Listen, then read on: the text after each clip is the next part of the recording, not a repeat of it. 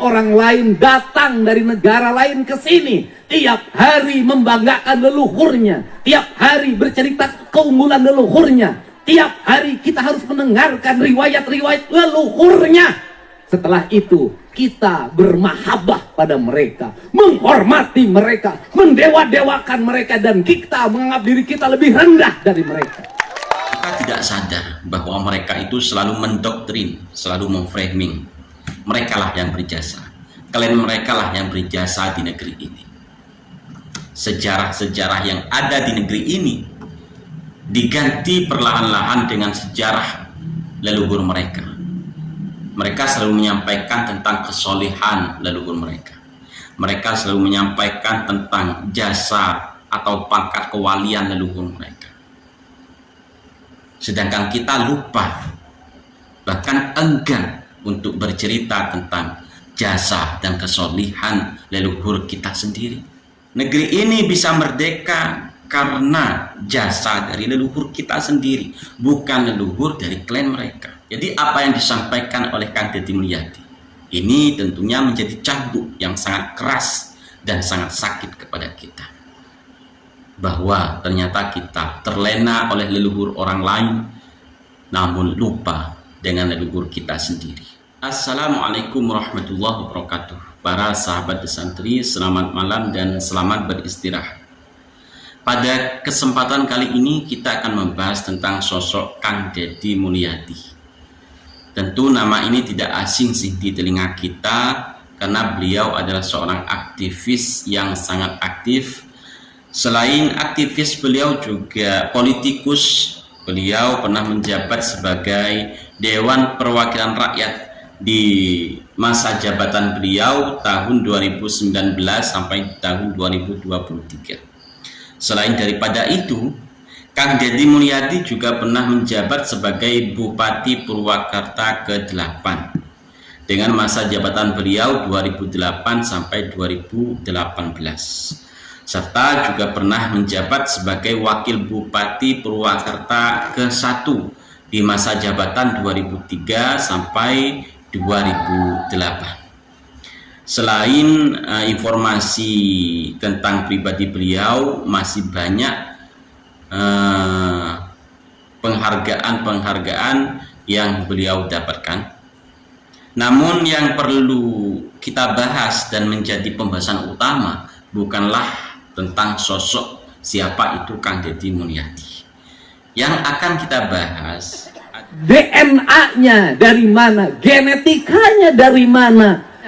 Kemudian orang lain datang dari negara lain ke sini, tiap hari membanggakan leluhurnya, tiap hari bercerita keunggulan leluhurnya, tiap hari kita harus mendengarkan riwayat-riwayat leluhurnya. Setelah itu kita bermahabbah pada mereka, menghormati mereka, mendewa-dewakan mereka, dan kita menganggap diri kita lebih rendah dari mereka. Cerita-cerita dalam setiap hari yang kita dengarkan adalah cerita hebatnya leluhurnya orang lain, solehnya leluhurnya orang lain. Sifat yang rendah diri ini berdampak pada apa? Kehilangan identitas diri. Dan kita semakin direndahkan martabatnya sebagai suku dan sebagai bangsa. Suatu pesan yang pernah beliau sampaikan di sebuah acara pertemuan dengan rakyat mungkin di satu daerah di Purwakarta.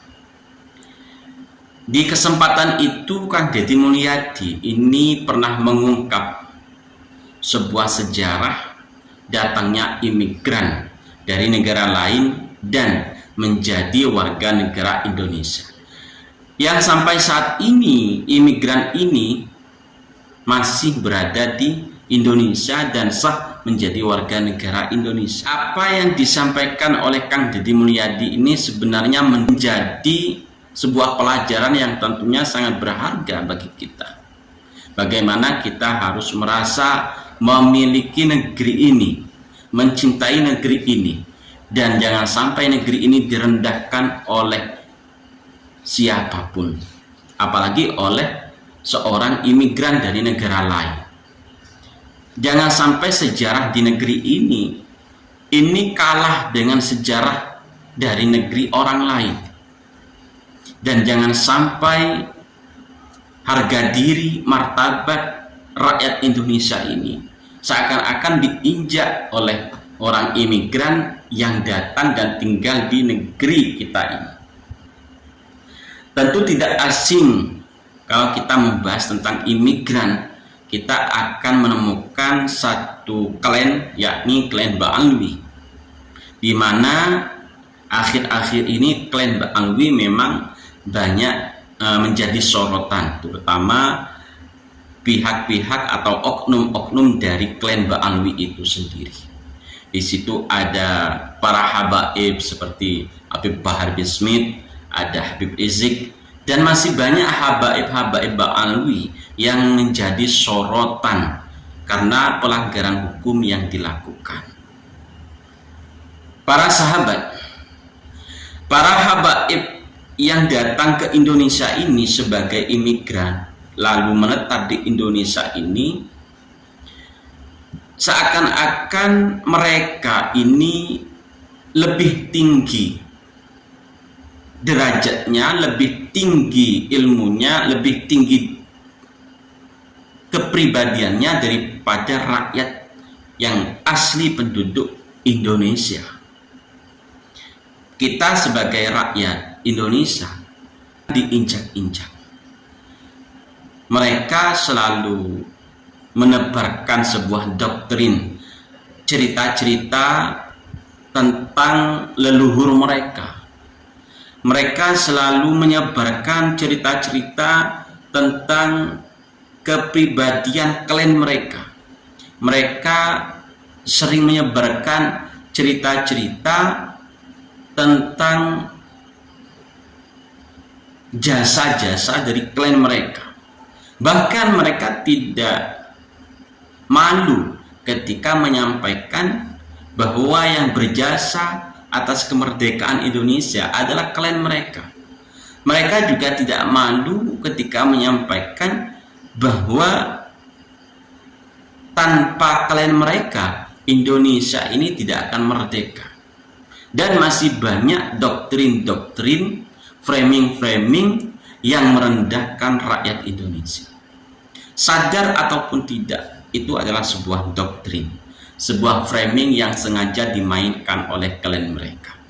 Dan mereka sampai saat ini tinggal di negeri ini menjadi satu kesatuan yang tentunya sudah sangat sulit untuk dipisahkan.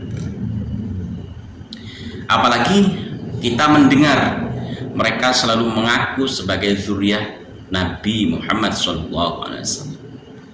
Dalam darah mereka mengalir darah Nabi Muhammad SAW. Dan terbukti bahwa klan mereka bukanlah zuriat Nabi Muhammad SAW dengan adanya sebuah kajian ilmiah yang dilakukan oleh kiai-kiai Nusantara. Terbukti bahwa klan mereka bukanlah zuriat Nabi Muhammad SAW.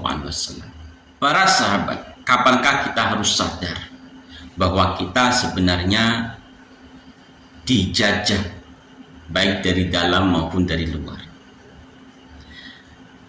Kita tidak sadar bahwa mereka itu selalu mendoktrin, selalu memframing. Mereka lah yang berjasa. Klan mereka lah yang berjasa di negeri ini. Sejarah-sejarah yang ada di negeri ini diganti perlahan-lahan dengan sejarah leluhur mereka. Mereka selalu menyampaikan tentang kesolehan leluhur mereka. Mereka selalu menyampaikan tentang jasa atau pangkat kewalian leluhur mereka. Sedangkan kita lupa, bahkan enggan untuk bercerita tentang jasa dan kesolehan leluhur kita sendiri. Tentunya sangat jelas sejarah membuktikan bahwa yang memerdekakan negeri ini bukanlah klan mereka. Negeri ini bisa merdeka karena jasa dari leluhur kita sendiri, bukan leluhur dari klan mereka. Namun mereka memframing. Dan sebagian dari kita ini setuju Sebagian dari kita meyakini bahwa mereka memang berjasa itu.